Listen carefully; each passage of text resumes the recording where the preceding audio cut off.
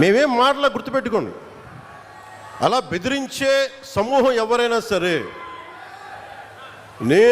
అలా బెదిరించే సమూహం ఎవరైనా సరే, మిగతా వారి గురించి నాకు తెలియదు. పవన్ కళ్యాణ్కి అధికారం ఉన్నా అధికారం లేకపోయినా పవన్ కళ్యాణ్ ఎప్పుడు పవన్ కళ్యాణ్ లాగే ఉంటాడు. భయపడ్డం చాలా, ఇంట్లోంచి బయటకు వచ్చేటప్పుడు తిరిగి వెళ్తాం లేదు అని డిసైడ్ అయ్యే వస్తాం. అందువల్ల మీ ఆకు రౌడీలు కానీ, అలాగే చెప్తున్నా, ఏదైనా మాట్లాడితే అధికారులు కూడా భయపడుతున్నారు. ఎందుకు భయపడుతున్నారంటే చెవుల్లో చెప్తారు, అదే సార్ వాళ్ళ వెనక చాలామంది రౌడీలు ఉంటారండి, కిరాయి హంతకులు ఉంటారంటే, మీకు కరెక్ట్గా యోగి ఆదిత్యనాథ్ లాంటి ట్రీట్మెంట్ కనుక ఒక్కొక్కడికి ఇస్తే, ఒక్కొక్కడికి రౌడీజం అంటే కాలు కాలు కీలు కీలు తీసి మడత పెట్టి కింద కూర్చోపెడితే, అప్పుడు కరెక్ట్గా చెప్తా, కరుడు గట్టిపోయిన జీవితకాలం ఒకే, మనం వాళ్ళకి ఏకీభవించవచ్చు, ఏకీభవించకపోవచ్చు. నక్సలైట్స్ తోటి, వామపక్ష తీవ్రవాదులతో మనం ఏకీభవించవచ్చు, ఏకీభవించకపోవచ్చు. అలాంటి బలమైన ఆర్గనైజేషన్నే కకావికలం అయిపోయిన పరిస్థితుల్లో ఉంటే ప్రభుత్వం తలుచుకుంటే, అలాంటిది ఇన్ని లక్షల మంది పోలీసు ఉండి, ఇన్ని వందల మంది ఐపీఎస్లు ఉండి, 1000-2000 ఉన్న డిఎస్పీలు ఉండి, అలాంటి కిరాయి గ్యాంగుల్ని మెయింటైన్ చేసే వ్యక్తుల మీద 2 రోజులు 48 గంటలు మీ చుట్టుపక్కల ఎవరున్నారు, వాడి పేరేంటి అన్ని కనుక్కొని ఒక పొలిటికల్ నిర్ణయం తీసుకుంటే ఇక మళ్ళీ ఎప్పుడు ఇలాంటి మాటలు రారు. మీరు అక్కడి దాకా తీసుకెళ్ళకండి. మీరు ఇదే చెప్తున్నాను ఇంకొకసారి, సామాజిక మాధ్యమాల్లో కానీ విదేశాల్లో కూర్చొని వాగే వాళ్ళతో సహా ఇక్కడ కూర్చొని భవిష్యత్తులో మేము వస్తాం, వచ్చి మేమేం చేస్తామంటే, వచ్చినప్పుడే మీరేం పీకలేదు, మరి ఏం మాట్లాడతారు? ఇప్పుడు వచ్చినప్పుడే మీరు ఏం పీకలా అంటే ఏమనుకుంటారు? మీరు కూర్చోబెట్టి మీరు బెదిరింపులు చేస్తే భయపడతాం అనుకుంటున్నారా? దానికి మేము ఒక్కడు చిన్నప్పటి నుంచి కూర్చొని అమరజీవిని గుండెల్లో పెట్టుకున్నాడంటే వాడికి ఎంత పిచ్చి ఉంటుంది? ఏ మ్యాడ్నెస్ ఉంటే ఇలా వస్తాం మేము? ఏ అండదండ లేకుండా పార్టీ పెట్టి ఇక్కడ దాకా వచ్చామంటే ఎంత కమిట్మెంట్ ఉండాలి నీకు, సమాజం మీద, దేశం మీద, రాష్ట్రం మీద, ప్రజల మీద. పద్ధతులు మార్చుకోండి. ఒక మాట అనాలంటే అలాంటి తప్పేం లేదు. డెమోక్రసీ ఇది, ప్రజాస్వామ్యం. ఖచ్చితంగా అనండి. అనటానికి కొన్ని గీతలు ఉంటాయి. గీతల్ని దాటి మాట్లాడితే మీ చేతికి మళ్ళీ ముద్రలు వేయడానికి ఏముంది? అలా మాట్లాడే వాళ్ళు చెప్తున్నాను ఇప్పుడే, మీ చేతి మీద గీతలు తీసేస్తాం, అంత అరగదీస్తాం, గుర్తుపెట్టుకోండి. మేమన్నా కలెక్టర్స్ ఎస్పీల మీటింగ్లో కూడా నేను ముఖ్యమంత్రి గారి సమక్షంలో తెలియజేశాను, ఈ రాష్ట్రంలో రౌడీజం, బెదిరింపులు, మన ఉత్తరాంధ్రలో కూర్చోబెట్టి కొంతమంది బెదిరించి ఒకటే చెప్పాను, రౌడీజం చేసే వాళ్ళని బెదిరించి వాళ్ళని పంపించి కదా మనం వచ్చింది. మనం అలాంటివి చేస్తే మనకి వాళ్ళకి ఏంటి తేడా? ఇది నేను చెప్పాను, నేను జనసేన, మేము ప్రభుత్వంలో భాగం, అవసరమైతే చాలా ఖచ్చితంగా ప్రతి విషయాన్ని, అంశాన్ని తెలియజేస్తాం. వెరీ కన్స్ట్రక్టివ్, మేము పార్ట్ ఆఫ్ దిస్ అలయన్స్. అందుకని దీన్ని ప్రతి ఒక్కరు దృష్టిలో పెట్టుకోండి. అలాగే మీరు వైసీపీ వారికి కూడా చెప్తున్నా, నాకు మీరంటే గౌరవం. బొత్స గారు లాంటి నాయకులు ఉన్నారు, మా పార్టీలోకి సామినేని ఉదయ్ భాను గారు లాంటి నాయకులు వచ్చారు,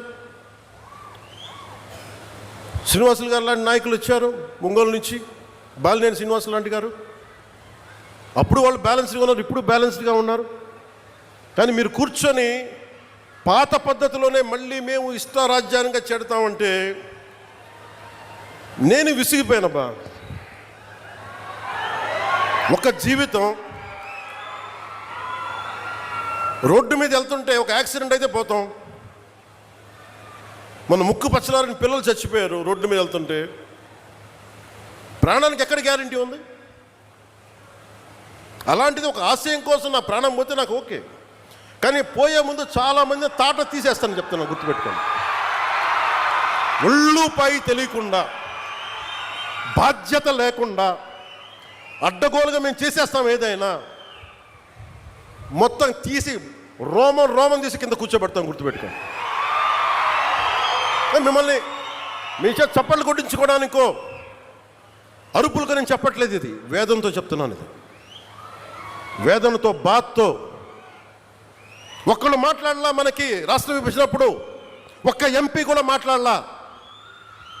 రాష్ట్ర విభజన జరిగితే మాకు వచ్చే నష్టం ఏంటి మాట్లాడలా. జరగకూడదు నేను కానీ ఒక్కడెళ్ళి కూర్చొని ఎంపీల్లో మాకు ఈ నష్టం వస్తుంది మాట్లాడడానికి భయం, కొడతారో లేదు వ్యాపారాలు పోతాయేమోనని. అంత దరిద్రపు గొట్టు బతుకులు ఎందుకు మనకి? ధైర్యం లేని సమాజం ఎందుకు? ధైర్యం లేని నాయకులు ఎందుకు? సిగ్గుండాలి కదా మనకి. అరే ఒకడు కూర్చోబెట్టి 56 రోజులు మొత్తం కడుపు కాలి ఏడుస్తాం. అతనికి కడుపు మంటకి భరించలేక బంకబట్టి గుడ్డ కట్టుకొని బట్ట కట్టుకొని కానీ కడుపు నిండా పెట్టుకొని ఏడిస్తే అతని ప్రాణత్యాగం మీద కదా వచ్చింది.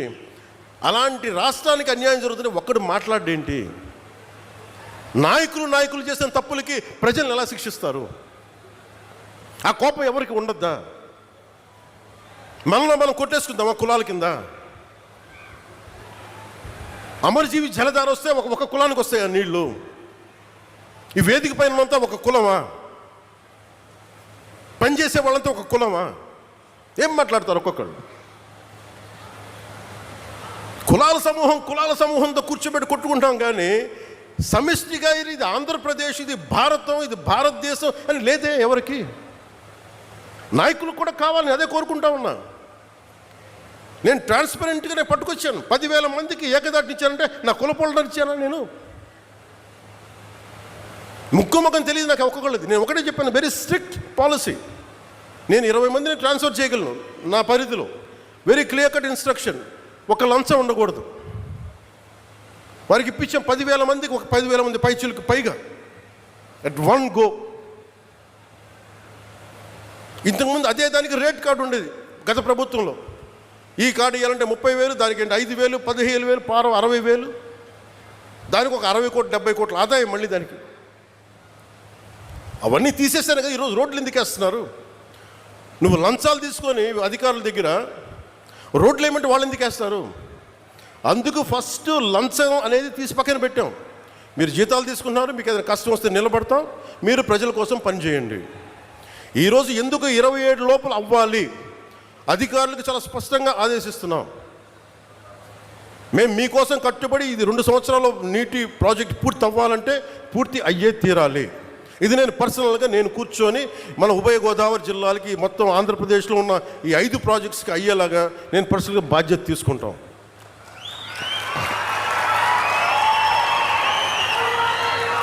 మీరు ఊహించుకోండి, నా స్వార్థం వదులుకోకపోతే, నన్ను నేను తగ్గించుకోకపోతే 3,500 కోట్ల రూపాయలతోటి పల్లి పండుగ 1.0 చేసేవాళ్ళమా? తద్వారా 4,007 కిలోమీటర్ల 4,000 కిలోమీటర్ల ఎస్సీసీ రోడ్లు వేయగలిగే వాళ్ళమా? నేనే కనుక నా స్వార్థం కోసం ఆలోచించి తగ్గించకుండా ఉంటే 1,00,000 ఫామ్ పాండ్స్ కట్టేవాళ్ళమా? నేనే కనుక తగ్గకుండా ఉంటే 22,500 మినీ గోకులాలు కట్టేవాళ్ళమా? నేనే కనుక తగ్గకుండా ఉంటే 10,000 ఎకరాలు ఉద్యానవనాలు పంటలు పండేయా? నేనే కనుక తగ్గకుండా ఉంటే 7,000 కోట్లతో 8,000 కిలోమీటర్ల బీటీ మరియు సీసీ రోడ్లు వస్తాయా? ఇంకొక 25,000 మినీ గోకులాలు వస్తాయా? 1,00,000 ఎకరాల ఉద్యానవన పంటలు వస్తాయా? 1,500 అభివృద్ధి పనులు మొదలుపెట్టా విజయవంతంగా ఇది కూడా పూర్తి చేస్తామంటే నేను తగ్గి రాష్ట్రాన్ని పెంచాను, మీకు అందరినీ పెంచుతున్నాను. డోలీ గ్రామాలు పట్టించుకోరు ఎవరు పట్టించుకోరు ఆ డోలీ గ్రామాలని. నేను వెళ్ళాను తాండాల్లోకి. నేను అందరికి యాక్టర్లా కనిపించవచ్చు, సినిమాలో డ్యాన్సులు చేయొచ్చు, నా పని అది, నా వృత్తి అది. కానీ ఎందుకు చేస్తూ ఉంటారే? మన మనిషి కష్టాల్లో ఉంటే ఇదే తాండాలో నేను తిరిగాను, ఇదే తాండాలు చూశాను. ఆదిలాబాద్ గోండు తాండాలు తిరిగాను. గుక్కెడు నీళ్లు కోసం ఏడుపు, నిద్ర పట్ల నాకు. వస్తామో పెడతామో తెలీదు. ఆవిడ అడిగింది నాకు నీళ్లు కావాలంటే ఆ నీళ్ళు కోసం ఎంత నిద్ర పట్ల 3 గంటలకు లేచాను. పక్కనే మినరల్ వాటర్ బాటిల్ ఉంది. అప్పుడు ఇప్పుడు టీఆర్ఎస్లో ఉన్న శ్రవణ్ ఉన్నాడు. శ్రవణ్ లేపాను. భయపడ్డాడు శ్రవణ్, ఎవరి నుంచి ఏమైనా జరిగిందా గొడవ అని. ఏం లేదు, నాకు నిద్ర పట్టలేదు శ్రవణ్, నేను చేద్దాం వీళ్ళకి. అప్పటికప్పుడు కూర్చోబెట్టి మళ్ళీ తాండాలకి వెళ్ళి వాళ్ళకి ఒక బోరింగ్ వేయించి వాళ్ళకి. ఇది ఎందుకు చెప్తానంటే మన స్థాయిలో మనం ఎంత చేయగలం అంతే చేద్దాం. ఆ రోజున ఒక చిన్నపాటి కుగ్రామానికి నా సొంత నిధులతో కొంతమంది స్నేహితుల సహకారంతో ఒక బోర్ వేస్తే నీళ్లు తేగలిగాం. ఈ రోజున అదే మదనపడి ఈ రోజున అమరజీవి జలధార ఒక దాదాపు 1 కోటి మందికి పైగా దాహం తీర్చుంది. ఇంటెన్సిటీ ఒకటే, థాట్ ఒకటే, ఇంటెంట్ ఒకటే. ఆ రోజు ఒక చిన్న గ్రామానికి చేసాం, ఈ రోజున కొన్ని ప్రాంతాలకు చేస్తున్నాం. సో దీన్ని బట్టి మీరు అర్థం చేసుకోండి, మనసు మారలేదు ఎప్పుడు. అలాగే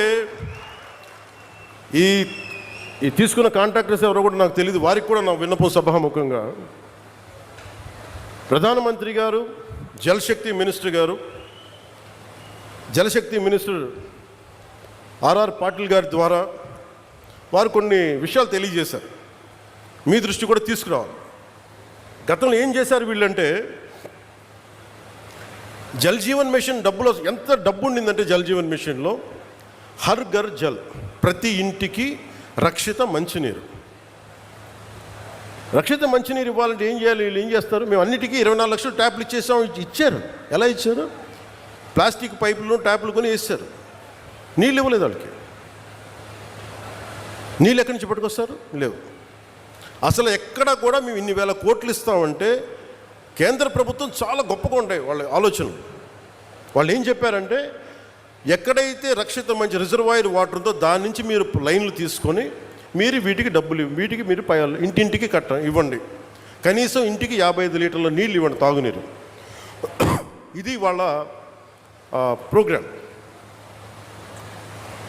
కానీ వాళ్ళు ఏం చేశారంటే, కొన్ని గ్రామాల్లో కొన్ని చోట్ల పైపులే కదా మేము ఇంటికి ఇంత ఇచ్చేసామని చెప్పి పైపులు ఇచ్చేశారు, నీళ్లు కనెక్షన్ లేవు, అరాకొరగా వదిలేశారు.